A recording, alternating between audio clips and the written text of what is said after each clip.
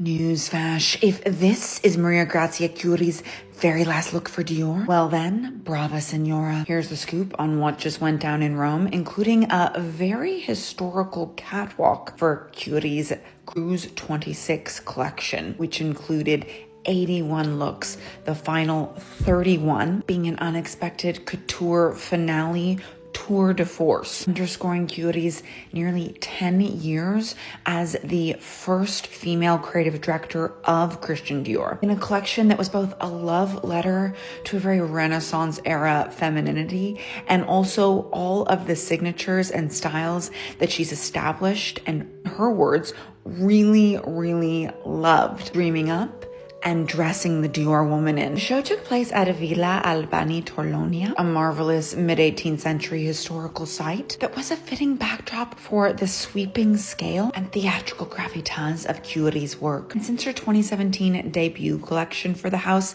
has consistently returned to stylistic tropes that celebrate and showcase and often romanticize notions around women warriors and feminine heroines, both in history, art, and fiction. Indeed, as it's fair to assume that this is Chiuri's last collection, with Jonathan Anderson waiting in the wings as he was recently appointed the men's creative director, but will presumably also take on her current post. This collection could be interpreted as both a celebration and argument for what Chiuri stood for all along. From her first collection for spring 2017, she asserted herself as a modern-day fashion feminist and patron of the arts, often shining the spotlight on female artists, ending this chapter with a power move of sorts, announcing the restoration alongside her daughter of Rome's Teatro della Comita. And while she was often criticized for the repetition nature of her work, take the very first look of her first Dior collection and her last, she likes what she likes. And yet that consistency did belie a real evolution. Look,